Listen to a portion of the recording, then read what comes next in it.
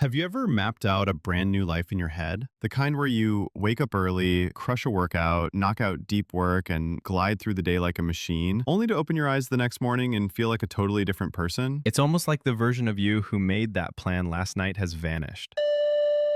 The alarm rings and suddenly the motivation is gone. The drive is missing. And the person who promised, "Tomorrow I'm on it," is nowhere to be found. If that's you, listen closely. You're not broken. You're not lazy. You're not doomed to inconsistency. What you are is human. And humans are shapeshifters. You are not the same self every day. You don't wake up with the exact same brain chemistry, energy, emotions, or priorities. That's not a flaw. That's reality. The problem isn't your discipline, motivation, or willpower. The problem is the assumption that the you who plans is the same you who executes. They're cousins, not clones. Think about it. Who were you 5 years ago? What did you wear? What did you believe? Which artists were in your playlist? On repeat? What did you swear you wanted more than anything? Here's the twist most people miss. The differences are subtle from one day to the next, so we assume we're stable. But you are actually a rotating cast of selves, each with slightly different preferences, energy levels, and pain tolerances. Some mornings you wake up as the "let's go" self, hungry for the gym, excited to build, ready to do the uncomfortable thing first. Other mornings you wake up as the "not today" self, sleepy, distracted, craving comfort, wanting to scroll. And yet,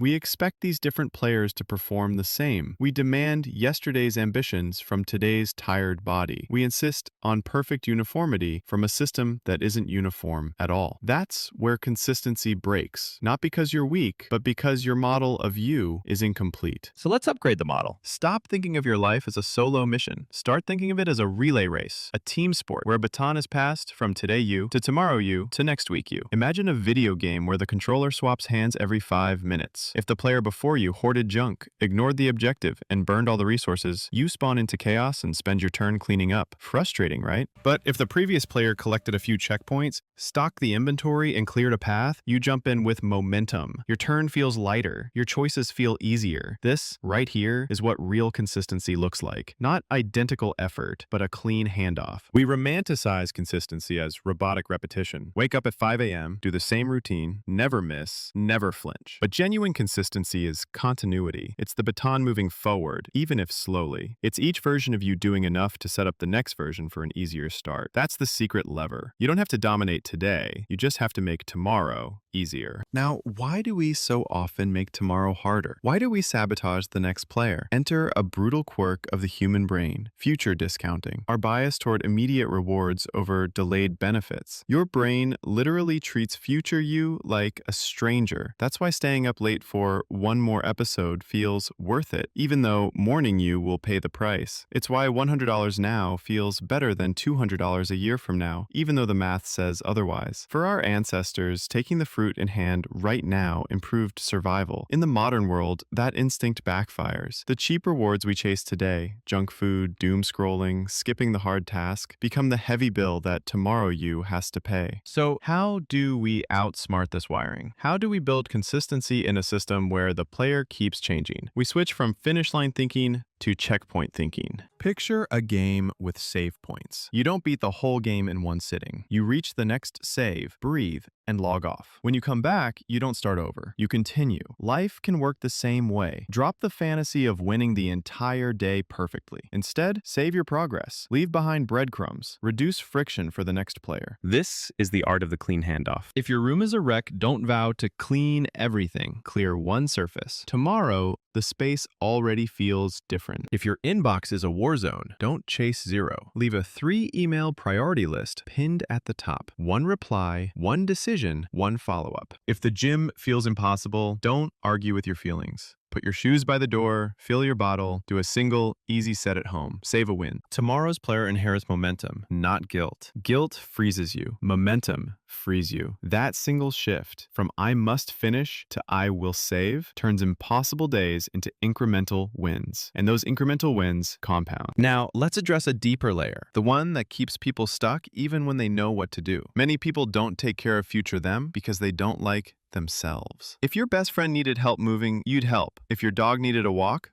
you'd go. If a little sibling needed a ride at 6 a.m., you'd set the alarm. But when it's you, I'll be fine. Why? Because somewhere along the way, you decided you weren't worth the same care you give others. Let's be honest, the voice in your head can be vicious. If your friend messed up, you'd say, "It's okay, start small." But when you mess up, the inner dialogue turns savage. "What's wrong with you? You always ruin it. You'll never change." That voice doesn't make you tougher. It makes you avoidant. Who wants to help someone who only criticizes them? If you want consistency, you need a new inner contract. I treat future me like someone I love. Concrete shift. Start speaking to tomorrow you like a teammate you respect. When you feel like skipping, ask, what's the smallest move I can make right now to help them? Not to appease guilt, not to chase perfection, to be a good teammate, to pass a clean baton. Let's get practical. Here's a blueprint to create continuity, even when the player changes. The 5-minute handoff. Every evening, take 5 minutes to set 2 things for tomorrow you. A friction-free starting point and a single must-do task. Lay out the shoes. Place the water bottle where your hand lands. Open the document you need to write in and type the first messy sentence. Put the dumbbells in the walkway so you literally step over your intention. This isn't about discipline. It's about architecture. The 2-minute landing. In the morning, do a first action that takes 2 minutes or less. Make the bed. Write 3 bullet points. Step outside for light. Do a 30-second plank. Breathe in 4 counts and out 6. Twice. Small starts flip your nervous system from avoidance to action. The working surface rule. Clear one surface at a time. A desk, a bedside table, a kitchen counter. That clean island becomes a visible save point. Busy brain, look at the cleared surface and remember, we're not starting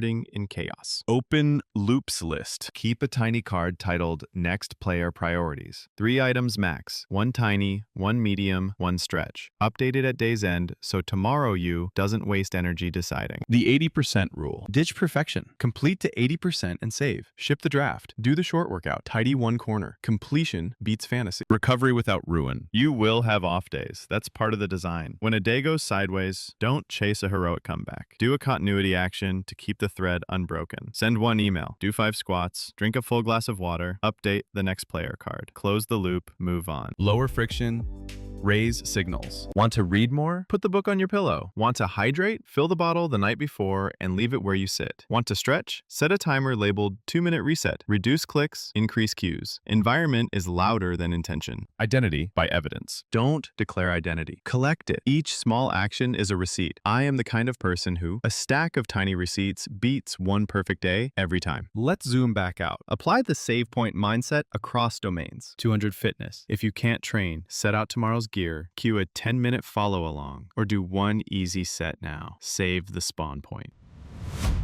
Work study. If deep work feels heavy, open the doc and type a primitive outline. 3 ugly bullets. Title a section. Place the cursor where tomorrow you should start. Home. If the house overwhelms you, pick 1 zone. Not the whole kitchen, just the sink. Not the closet, just the top shelf. Future you doesn't need a museum. They need a runway. Money. If finances stress you, don't fix everything. Open 1 statement. Rename 1 budget category. Automate 1 tiny transfer. Mental health. If your brain feels loud, write, then list 3 things. Naming it is a checkpoint. Now, the big lever most people overlook. Compassion as a productivity tool. Not the fluffy kind, the strategic kind. Shame spikes your nervous system and pushes you toward numbing. Compassion lowers the threat signal so your executive function can come back online. Translation, being kind to yourself isn't letting yourself off the hook. It's clearing the fog so you can see the hook. Treat yourself like an athlete in season. Protect sleep, protect light, protect the warm-up. That's not weakness. That's intelligent coaching. Here's a quick mental script for the slump. Today's player is less energized. That's fine. What's the smallest move that preserves momentum? What will make tomorrow me whisper thank you? Maybe it's washing the shaker bottle so protein is ready. Maybe it's scheduling a 20-minute block. Maybe it's pre-typing an email subject line. So the hardest part, starting, is done. These moves look tiny. They are not. They are compounding. And compounding is how you win a life. Let's kill the myth of catching up. You miss a day, then 2, and the urge hits to make up for it with a perfect theatrical grind. That urge is a trap. Catching up raises the bar so high you avoid it. Instead, re-enter at the nearest point. Miss 3 workouts? Don't punish yourself with 2 hours. Do 20 minutes with low friction. Save the file. Re-enter the level. Resume the story. Identity grows from repetition, not spectacle. A few more handoff tactics. Visible wins board. Keep a tiny tally, check marks, for continuity. Wrote 3 bullets. Walk 10 minutes, set out close. Evidence beats the I'm failing story. Energy matched menu. Prep 3 versions of the same habit. High energy, medium, low. Workout A, full session. Workout B, 20-minute circuit. Workout C, walk and stretch. Don't argue with energy, root around it. The one song rule. Anchor tasks to music. One song of dishes. One song of email. When the song ends, you can stop, but momentum usually carries you. Future you notes. Leave a kind, specific note. Open Google Doc. Intro, bad draft. Start at the line beginning with honestly. Don't backspace. Precision beats pep talks. If you still struggle to care about future you, make it bigger than you. Tie your hand off to someone you love. If you're a parent, your clean baton sets the tone for your kid. If you're a partner, your continuity reduces stress at home. If you're a leader, your handoff determines whether your team meets the day in chaos or clarity. Serve the system you're part of. Service creates meaning. Meaning sustains effort. But eventually, I want you to circle back to this. You are worthy of a clean handoff. No qualifier required. Not because you're perfect, because you're human. Because your life is the only arena where you can fully show up. Because future you is not a stranger. They are the person you're becoming. So here's the final reframe. Stop trying to be consistent as one rigid person. Become a great teammate across time. See your days as linked turns at the same game. Your job isn't to conquer the whole map today. Your job is to move the banner forward, even a few steps, so the next player spawns into better terrain. Imagine waking up tomorrow and finding your clothes ready, your water poured, your to-do narrowed to a single clear action, your workspace inviting rather than accusatory. Imagine the relief, the quiet confidence, the feeling of, I've got this. That sensation is not random. It is designed. It's the output of a mind that respects the next user. You don't need a brand new personality. You need a better handoff. So tonight, practice the smallest form of love. Leave future you a gift. One surface cleared, one task chosen, one friction removed. Save your progress. And now a question, the one that turns theory into movement. What is one tiny thing you can do in the next 5 minutes that tomorrow's you will thank you for? Not the biggest thing, the smallest. Name it, do it. And remember, you don't have to win the whole game today. You just have to pass the baton. Clean, simple, and ready so the next player can run.